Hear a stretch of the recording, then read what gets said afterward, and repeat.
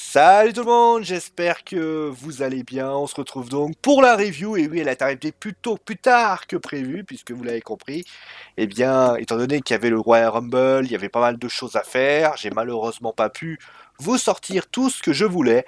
Et donc, vous l'avez forcément compris, ce soir, c'est l'heure du WWE Raw, avec bien évidemment le show qui était le show du retour de Edge, puisque bien évidemment, Edge, lui, a fait son retour donc hier donc au Royal Rumble, mais chez nous c'était il y a quelques jours. Et donc qu'est-ce qu'on a pensé de ce show? Est-ce que ce show était un bon show ou est-ce qu'on peut dire que ce show était un B, C, D, E, F, Z show? Voilà, on va dire ça comme ça. Bon, en tout cas, ce qui est certain, c'est que ce show avait des choses intéressantes dans le teasing. Il y avait un match pour le titre des États-Unis, un match pour les ceintures par équipe, il y avait Liv Morgan qui affrontait Lana. Ok. Et bien évidemment le retour de Edge, je pense que tout le monde, et là je pense, j'ai pas vu les audiences, mais j'imagine que les audiences ont dû quand même bien grimper. Je sais pas si j'ai les audiences de Raw, je vais regarder. Mais si j'ai les audiences de Raw, j'aimerais bien voir quelles ont été ces audiences, parce que je suis certain que Raw a dû faire pas mal d'audiences avec l'arrivée notamment de Edge, qui a dû être très très discuté. Est-ce que j'ai les audiences? Non, malheureusement je n'ai point les audiences. Bon, c'est pas grave.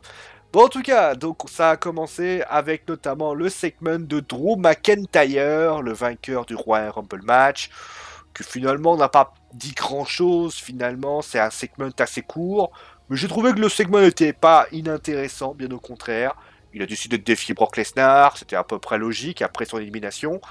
Moi, ce que j'aurais aimé finalement, c'est peut-être que c'est Brock qui le force à l'affronter, avec notamment des attaques, avec des insultes, avec notamment peut-être des choses qui auraient pu être dans le personnel. Mais vous le savez, Brock peut pas être là tout le temps, donc forcément il a pris la décision de l'affronter. Bon, après c'est un choix, il y a certains qui vont trouver ça nul, d'autres qui vont trouver ça bien. Moi j'ai trouvé ça assez intéressant, et d'ailleurs, moi de toute façon je le dis tout le temps, hein, je trouve que Drew McIntyre a un potentiel. Il a un potentiel de dingue, et il est en train de le prouver au fil. Voilà, sa victoire au Royal Rumble match, je trouve que c'est une espèce de petite consécration pour lui, parce qu'il faut quand même l'avouer, hein, il avait remporté ne serait-ce qu'un pauvre titre par équipe depuis son retour. Ça, t'avais le titre de NXT. Je trouve que son face turn passe bien. Franchement, moi qui étais très sceptique à l'idée de ce face turn, bah, finalement, il a ce face turn, mais finalement, il y a ce face turn qui lui permet aussi d'avoir, il a gardé son identité. Et ça, c'est quand même bien parce que ça permet notamment de pas le sentir un petit peu mauvais. Bon, après, on verra comment la rivalité avec Lesnar se produira. Mais en tout cas, ce qui est certain, c'est que c'est une bonne idée. Bon, en tout cas, le match a eu lieu justement avec Drew McIntyre, qui faisait face au AOC. Euh, donc là, victoire très facile, hein. Honnêtement, bon, après l'absence de AJ, on le sent très bien, c'est-à-dire que les AOC sans AJ, bah, c'est une équipe banale, c'est clairement ce qui aurait été montré. Ils auraient pu choisir une petite équipe, mais ils ont pris les AOC. Clairement, le Gallows et Karl Anderson, bah, ça a été de menu fretin. Après, je peux comprendre, parce qu'il faut montrer la puissance face à un Brock Lesnar extrêmement puissant. Mais qu'on soit clair là-dessus, moi, de mon point de vue, je trouve que c'est quand même un petit peu abusé. Je rappelle pour information que les AOC, c'est pas une équipe en bois. Et au final, bah, on les fait passer pour une équipe en bois. Alors je sais que AJ est blessé, hein, bien sûr. Il sera blessé, je crois, pour une durée de 4 3 à 5 semaines. Mais il faut quand même reconnaître que c'est quand même un petit peu gênant par rapport à ça. Juste après, on a eu un match entre Rey Mysterio et Montel Vontavious Porter, en clair MVP. Franchement, c'était un match anecdotique. Franchement, je l'ai regardé. En plus, il a fait un espèce de 619 bizarre, Rey Mysterio. Clairement, il a remporté le match. Voilà, ça, rien de plus. Fafa, d'ailleurs, dans un commentaire dans les réseaux, disait que une personne qui vient d'arriver, qui va quitter la WWE doit perdre. Je sais pas, j'ai jamais entendu cette rumeur, mais s'il le dit, ça doit être vrai. Mais en tout cas, voilà, c'était un moment particulier pour MVP. Certains disent qu'il va rester, d'autres disent qu'il veut pas, qu'il s'en ira. Je ne sais pas. En réalité, je n'en sais rien. Mais il est certain que, bah, finalement, il s'est fait son petit kiff. On va pas lui enlever tort, mais voilà, c'est pour ainsi dire. Après, on a eu Aleister Black qui a donc fait face à un jobber. Alors, je vais être honnête avec vous, ça fait plusieurs semaines que je le dis, il a eu une rivalité qui était vraiment très intéressante, c'est la rivalité concrètement avec Buddy Murphy. Franchement, c'était une très très belle rivalité. Les matchs étaient excellents, les matchs étaient de bonne qualité.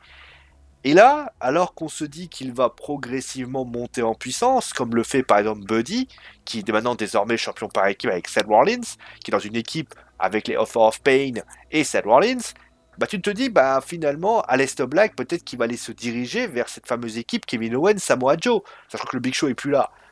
Tu te dis, ça peut être une bonne idée. Et là, finalement, non. Finalement, non, parce que qu'est-ce qui va se passer?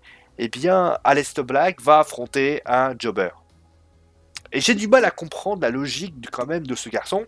Enfin, la logique que veut faire la WWE de ce garçon. C'est-à-dire que, sur le principe, qu'est-ce qui s'est passé? On a pris une décision, on a décidé voilà, d'affronter Buddy Murphy à Aleister Black. Aleister Black qui avait perdu plusieurs matchs, j'aurais dit, bon, pourquoi pas. Mais Aleister Black a gagné tous les matchs. C'est-à-dire qu'il n'y a pas un match où Aleister Black a perdu. Et au final, c'est le perdant qui a l'air plus grandi que le perdant, que le gagnant. Le gagnant, au final, il retourne à la cage jobber. En plus, il dit cette phrase qui pour moi est surréaliste. Il dit, oui, je vais arrêter d'attendre et je vais aller vers les autres. Mais mec, c'est maintenant que tu t'en rends compte? Alors soit c'est parce que les officiels se rendent compte que sa gimmick ne prend pas, que le côté j'attends les opportunités ne prend pas, mais encore une fois, ça colle pas. Prenez le Aleister Black de NXT, il est. Moi, je comprends pas quand même. Je comprends. Un truc que je comprends pas, c'est comment tu peux te louper sur une gimmick aussi dark d'Aleister Black. Aleister Black, c'est vraiment un personnage atypique. Tu le vois, il rentre d'ailleurs, il a cette technique pour pouvoir remonter, qui est pas anecdotique, hein, clairement. Il a un côté assez dark, il a un côté assez particulier, et au lieu de ça, tu fais de lui un espèce de mec qui attend. Moi, j'aurais fait un mec un peu secte. Alors certes, maintenant c'est pris par Seth Rollins, mais ça ne m'aurait pas dérangé qu'Aleister Black fasse une espèce de Ministry of Darkness. Parce que c'est ce qu'a voulu faire l'Undertaker à une époque. Mais au lieu de ça, t'as l'impression d'avoir un Aleister Black banal, entre guillemets, et ça c'est quand même dommage. Bon, ensuite on a eu le segment de Seth Rollins. Bah honnêtement, il m'a fait rigoler. Oui, mais enfin, quand t'as Kevin Owens, Samoa Joe et Seth Rollins, ça peut être que très très bon. Et honnêtement, j'ai adoré le petit moment avec les Author of Pain. C'est-à-dire que tu vois Samoa Joe qui fait ouais, bah, excuse-moi, c'est peut-être une vidéo, hein. Ah ouais, bah dites-nous où vous êtes. Alors, je rappelle pour information que bon, ça m'a fait rigoler sur le coup, mais je rappelle pour information que c'est quand même via Architect. Le mec a pas vu venir que à un moment donné ils allaient décider de là où ça allait. Bon, encore une fois, hein, on va dire que les voies du Seigneur sont tout impénétrables, mais là il aurait bien voulu être pénétré à ce moment-là. Enfin voilà. Bon, le titre par équipe, je vais pas vraiment le juger, puisque vous le savez, Samoa Joe s'est blessé, il souffre d'a priori d'une commotion cérébrale. Le match était quand même intéressant, le match était bien, le match et tout ça, mais tu sens que le fait qu'il y ait cette blessure change les plans. Parce que forcément, Kevin Owens passe d'un statut de à deux à tout seul, il peut plus faire comme avant, et forcément, bah, est-ce qu'ils n'auraient pas gagné les ceintures si jamais Samoa Joe avait été là? Étant donné que Samoa Joe souffre, il ne pouvait pas y aller. Voilà. J'espère d'ailleurs que ça sera utilisé dans les prochaines semaines, justement pourquoi Samoa Joe est parti, ou alors tout simplement peut-être donner un nouveau partenaire à Samoa Joe, pourquoi pas Aleister Black, justement, qui peut être une bonne idée, qui pourrait corroborer ce qu'a dit. Après, bon, il faut voir un petit peu la disponibilité de Samoa Joe. Si Samoa Joe est absent 2 semaines, ah bah, s'il est absent 3 mois, oui, clairement, il va falloir trouver quelqu'un, hein, parce que là, ça risque de poser quelque peu problème. On passe maintenant au titre des États-Unis entre Andrade et Humberto Carrillo. Bah, clairement, super match, hein. De toute façon, quand tu as. De toute façon, alors j'ai parlé après de la suspension d'Andrade, qui pour moi est une bêtise. Voilà, franchement, je suis en colère contre lui, mais j'en parlerai plus tard. Mais pour ce qui s'agit d'Andrade et de Humberto Carrillo, clairement, tu as deux bons lutteurs, et Andrade est un excellent lutteur. Je suis un vrai fan du garçon. Il fait beaucoup penser un petit peu à sa technique, un petit peu à la manière d'un Eddie Guerrero, mais aussi enfin, dans la pure tradition du Mexique. Et ça, j'aime beaucoup. Voilà, clairement. Après, pour la suspension de Andrade. Alors, qu'on soit clair sur un point, Anglade devait être suspendu. Il a commis une faute, voilà, il a été, comment on dit, rattrapé par la brigade. La wellness policy se doit d'être juste. Il a été puni. Alors, après, certains vont me dire, oui, mais pour certains autres se dopent et ils ne sont pas inquiétés. Alors déjà, quand vous dites ceci, mes amis, il faut savoir que quand on énonce un plan, on énonce un fait, et ben cela doit être accompagné de preuves. Alors certains vont me parler de Brock Lesnar. Alors, je le reconnais, Brock Lesnar a été contrôlé positif par l'USADA. Et ça, je n'ai aucun problème sur ce sujet-là. Oui, Brock Lesnar a fauté, et d'ailleurs, il a été puni en tant que lutteur MMA ou UFC, enfin UFC, je crois.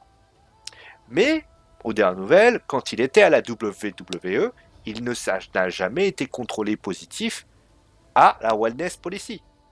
En tout cas, reprenez les contrôles. Alors, certes, on va me dire, oui, mais il dissimule.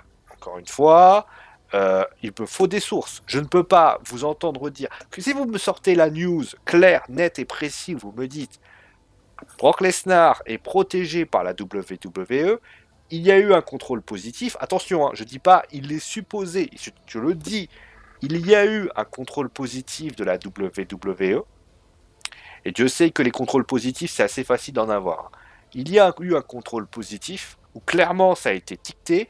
Brock Lesnar a été consigné et donc aligné contrôle positif de la WWE.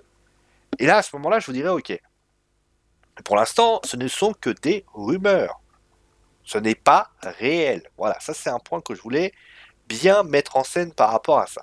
En plus de cela, je vais revenir quand même sur la sanction. Il n'a pas été sanctionné réellement, Anglade. Alors certains vont me dire, oui, mais Anglade n'a pas été sanctionné parce qu'il est au contact d'une certaine demoiselle aka Charlotte Flair. Alors, encore une fois, je vais répéter, vous devez avoir des preuves. Moi, je suis désolé. Si vous avez une news qui atteste bien que Charlotte est venue voir Paul Heyman ou autre personne, qu'il a dit mot pour mot, ne lui retirez pas la ceinture, sinon je me barre, sinon je vais me mettre en colère, sinon je vais arrêter ma respiration et au bout d'un moment je vais mourir. Enfin, j'en sais rien. Mais voilà, il me faut des faits. On ne peut pas énoncer des faits sans preuve. C'est comme ça que ça marche. Vous dites pas que votre voisin a tué sa femme si vous jamais vous n'avez pas la preuve qu'il a tué sa femme. Sinon, ça s'appelle de la dénonciation calomnieuse. Et c'est passible de prison, pour information. Enfin bref. De toute façon, moi, pour la perte du titre, je vais être honnête avec vous, moi je trouve ça un peu léger. Il y a des règles, voilà, il y a des règles. Après, Paul Heyman a décidé, parce que Humberto Carrillo et Paul Heyman apprécient beaucoup Anglade déjà, oui, mais je trouve que ça n'est pas juste. Ce n'est pas juste pour moi, ce n'est pas juste pour les autres. Je veux dire, si demain, par exemple, je sais pas, qui c'est qui est champion continental? Là, j'ai oublié. Ah, Shinsuke Nakamura, voilà. Shinsuke Nakamura venait à se faire contrôler positif. Est-ce que tu lui fais pas de la censure comme ça? Non, à un moment donné, tu fais. Sauf que la WWE a bien confirmé qu'Anglade a été contrôlé positif à la Wellness Policy. D'ailleurs, petit aparté, j'aurais trouvé. Je l'aurais pas annoncé, moi. Parce que le coup de Humberto, finalement, alors certes, on l'avait annoncé nous, je l'avais annoncé sur la WordPress et tout ça, sur le site Wrestling Food Geek, mais qu'on soit clair là-dessus, je trouve que le coup de Humberto, finalement, il perd un peu de sa saveur. Voilà. Mais après, c'est bien, Humberto a fait ce qu'il avait à faire, et moi j'étais plutôt content pour lui. Pas pour Humberto, hein, parce que voilà, le reste, voilà. Ensuite, pour Charlotte.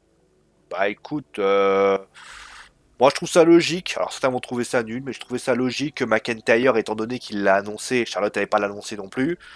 Et finalement, alors, on a parlé à un moment donné, pour l'instant, on parle beaucoup d'un duel Charlotte Flair et Harry Play.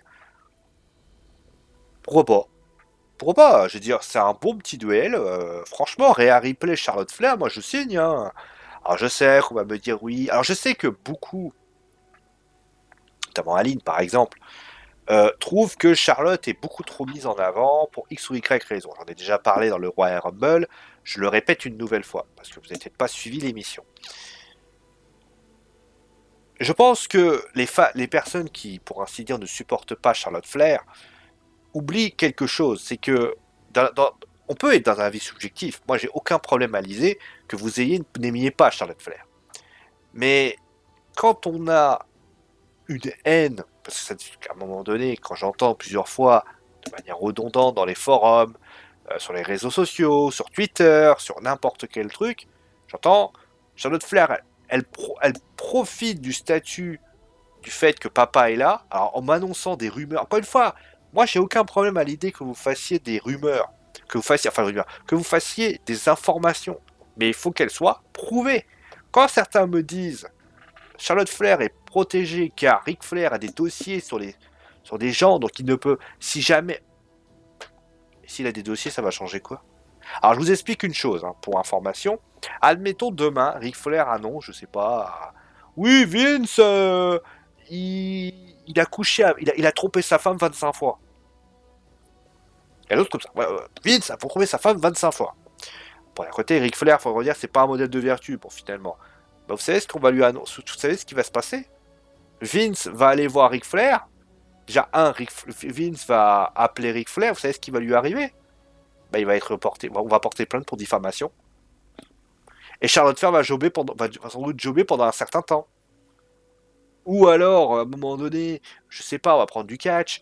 Oui, alors il aurait pu être le Montréal Screwjob, mais oui, Vince je sais pas, enfin j'ai pas d'exemple en tête, mais a protégé John Cena alors qu'il y a eu un contrôle antidopage. Je donne des exemples complètement à la con, hein. Alors qu'il avait un contrôle antidopage loupé, ou Brock Lesnar. Mais vous croyez que John Cena, il va se dire, va déjà John Cena va porter plainte pour diffamation?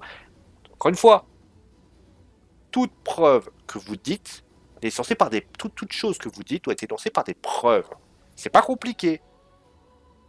Quand on me sort que Charlotte Flair est siliconée, voilà. Par contre, voilà, moi je pars sur des preuves. Vous avez des preuves, vous me les donnez. Bon après je regarde. Si les preuves sont texto senso, je dis ok, pas de problème. Pas de problème. Mais non. Si les preuves ne tiennent pas, pour moi le dossier est clos. Les vices de forme. Vous pouvez pas arriver. Attends, c'est comme si vous alliez. Encore une fois, je vais donner un exemple à la con. C'est comme si vous arriviez dans la rue et vous pointez un mec du doigt, vous dites c'est lui qui m'a agressé. Le mec à côté devant lui, il va dire ok, tu m'as dit que c'est moi. Le premier réflexe, c'est moi, je te connais pas. Et là dans ta tête, tu vas dire mais pourquoi tu me désignes? On se connaît de qui, de quoi, de comment? Ça ne marche pas comme ça. On ne pointe pas un mec du doigt, on dit tiens, c'est toi le pro. Non, ça ne marche pas comme ça. Et encore une fois, je vais répéter une phrase que j'ai dit. Charlotte Flair, F-L-A-I-R, a eu, malheureusement décédé, a eu un frère sous le nom de David Flair, hein, ça n'a pas changé, hein, F-L-A-I-R, et il n'a jamais réussi à percer à la WWE. Il a tellement été... Même la WWE ne veut pas parler de lui.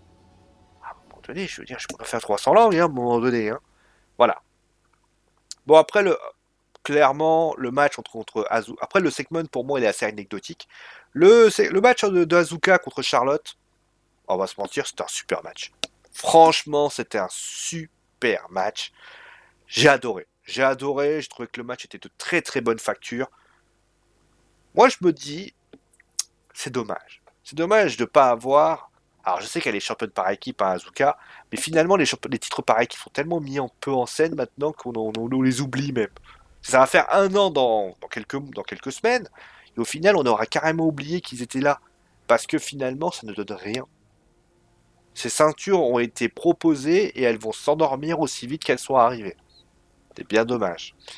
Bon, en tout cas, si d'aventure ces ceintures venaient à disparaître, j'aimerais bien que Azuka, parce que Azuka, alors certes elle parle japonais, il faudrait peut-être essayer de trouver une autre façon de faire.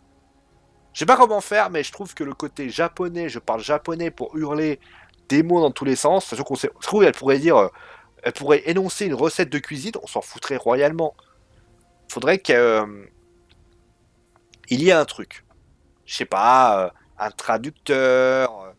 Vous voyez, par exemple, Shinsuke Nakamura, quand il disait no speak English, ça avait un côté intéressant. Là, Azuka, elle dégaine du japonais, on comprend rien. Alors, d'un côté, c'est bien, c'est le but. Mais ne pas comprendre ne veut pas dire forcément se dire qu'on. Enfin, attention à ce qu'on fait, on s'en fout pas. Bon, allez, pour le titre 24/7, bah, j'ai une photo sur Wesley Foot Geek, vous allez qu'à aller voir. Je vais vous la faire en fait.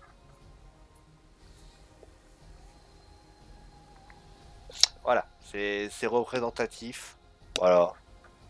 Alors, ce qui est bien d'un côté, il y a eu Liv Morgan et Lana juste après. Je vais quand même remercier la WWE parce que vous le savez, je suis le match en même temps, je suis en train de tapoter sur mon petit clavier pour faire le résumé du show. Et il s'avère que bah, je voudrais quand même remercier la WWE pour me permettre de pouvoir suivre les autres actualités, foot, séries, jeux vidéo, etc. Parce que comme ça, je peux alimenter mon blog ou mon site, vous appelez ça comme vous voulez, de Wesley Foot Geek. Merci la WWE parce que ça quand même, ils ont quand même réussi à faire 2 matchs. Les 2 matchs, j'en ai eu rien à foutre. Parce que bon le 24/7, supprimez-le les gars. Parce que R-Truth, il va arriver à 4 milliards. Au final, on n'en a rien à foutre. C'est un titre de merde, on déconne, c'est un titre qui ne sert à rien. Et puis, bah, Liv Morgan contre Lana. Alors, c'est bien de faire gagner Liv Morgan. C'est bien. C'est bien, moi j'applaudis, bravo. Euh... Mais faut aussi que le match tienne la route. Lana est nulle sur le ring, ça on l'a dit, redit, redit. Alors pourquoi Bobby Lashley et Rousseff étaient pas... J'ai rien compris à cette... Alors d'ailleurs, Bobby Lashley et Rousseff, on les a pas vus au Royal Rumble, ils pouvaient pas venir. Je sais pas, ils étaient punis. Je sais pas, on leur a dit, tu files dans ta chambre. Bon voilà, c'était de la merde. Et j'aime bien le dire, voilà. Bon, segment avec Edge. Alors, comment vous dire? J'ai adoré. Alors certains vont me dire que c'était violent. J'adore la violence. Ça vont me dire que c'était beaucoup d'émotions, c'est vrai. Je peux pas trop juger les speeches parce que les speeches viennent du cœur. C'est comme juger le speech de Roman Reigns quand il annonce sa leucémie. Je veux dire, ça vient du cœur. Tu peux rien faire par rapport à ça. Mais le segment de, moi ce que j'ai trouvé intéressant, c'est l'arrivée avec Randy Orton qui aussi est très bien. Par contre, le segment, le moment de Randy Orton qui trahit donc Edge. Alors pour information, je tenais à le dire, les gens ont peut-être trouvé ça étonnant que euh, Edge se trouve dans un sandwich de chaise, mais il faut savoir que ça s'appelle le concerto, qui est en fait une des prises sanguines, on va dire très douloureuses, que fait Edge et Randy Orton à l'époque. Randy Orton et Edge mettaient la tête d'une personne et frappaient avec. C'était le fameux concerto. Il l'avait fait à Triple H, il avait fait, notamment c'était DX, pour ainsi dire, puisque DX était considéré, d'ailleurs, DX était considéré comme l'équipe à battre, et donc c'était pour ça, c'était ainsi. Et donc, pour revenir au sujet, euh, moi j'ai trouvé qu'il y avait beaucoup de... Alors j'ai quand même coupé la musique parce que ce sert à rien que je la laisse. Attendez, je vous fais ça. Non mais j'ai pas envie de faire ça. Merci. Mais non mais dégage putain. Ah, bon. Euh, bon, donc, où j'étais? Ah oui.